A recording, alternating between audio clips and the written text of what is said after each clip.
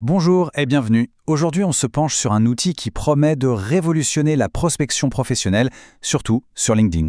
La question est simple. Comment est-il possible de contacter des milliers de nouvelles personnes chaque année, et ce, de manière quasi automatique? C'est ce qu'on va décortiquer ensemble.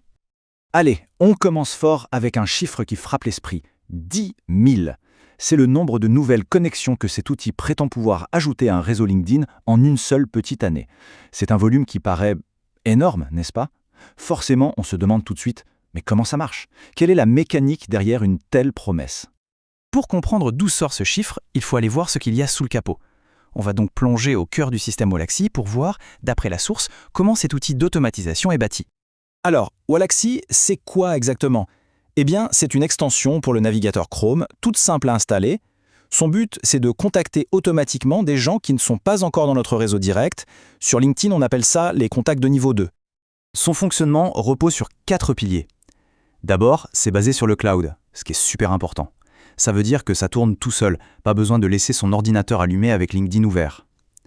Ensuite, tout est piloté par des scénarios. On y reviendra. Pour l'utilisateur, c'est transparent. Tout se passe dans l'interface de LinkedIn. Et bien sûr, on peut personnaliser les messages d'invitation. Le concept de scénario, c'est vraiment la pièce maîtresse du système. Il faut voir ça comme une recette, une suite d'actions que l'outil va exécuter tout seul, dans l'ordre. Par exemple, première action, envoyer une invitation. Si la personne accepte, l'outil enclenche l'action numéro 2, envoyer un message de suivi. Et pour que ce soit bien clair, voilà un exemple très concret tiré de la source. Un scénario tout simple pourrait commencer par envoyer une demande de connexion avec un petit message personnalisé. Dès que la personne accepte, hop, le système envoie automatiquement un deuxième message, par exemple pour l'inviter à un webinaire. Tout ça sans la moindre intervention manuelle une fois que c'est programmé. Bon, maintenant qu'on a vu la mécanique, revenons à la question de l'échelle. Parce que l'intérêt de l'automatisation, c'est de faire les choses en grand, de changer de dimension.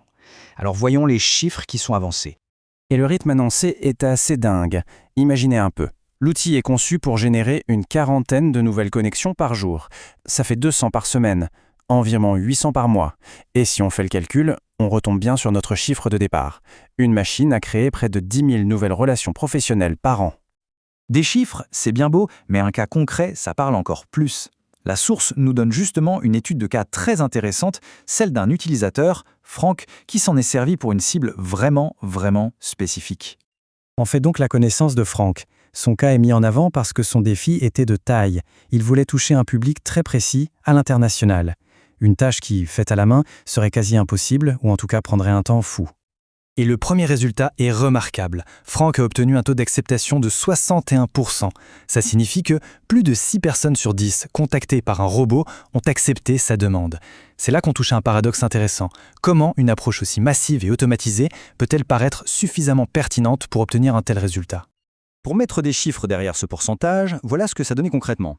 Sur les 430 demandes qu'il a envoyées pendant sa campagne, il y en a eu 264 d'acceptées. C'est ça qui est fascinant.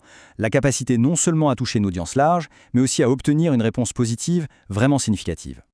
Mais alors, quel est son secret ? En fait, la clé du succès de Franck, c'est qu'il n'a pas tiré au hasard. Sa campagne était ultra ciblée. Il visait des personnes en Inde qui avaient pour projet de créer une entreprise en France.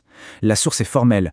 Pour ce genre de ciblage de niche, l'approche a non seulement fonctionné, mais lui a permis de remplir 6 webinaires. Ok, donc on a vu l'outil et un cas pratique. Mais la source ne se contente pas de décrire, elle propose aussi un modèle pour le promouvoir. Pour avoir une vision complète, c'est intéressant de regarder d'un peu plus près la structure de l'offre d'affiliation qui est présentée. Concrètement, l'offre est simple. 2 mois d'utilisation gratuite, ce qui est présenté comme une valeur de 200 €. La seule condition, c'est d'utiliser un code d'affiliation bien précis, fourni par l'auteur de la source, qui se présente d'ailleurs comme un partenaire certifié de l'outil. Ce qui est assez original, c'est le parcours pour obtenir ce fameux code. Ce n'est pas juste un clic. Il faut suivre un lien qui mène à un document en ligne, faire défiler la page, trouver la bonne section « Outils » et enfin copier le code. C'est une méthode un peu artisanale. Au final, ce décryptage nous amène à une question beaucoup plus large. Quand des outils comme celui-ci permettent de créer des milliers de connexions de façon semi-automatisée, quelle place reste-t-il pour la rencontre professionnelle authentique, spontanée ? C'est une réflexion passionnante qui redéfinit un peu les règles du jeu du networking à notre époque. Merci de nous avoir suivis.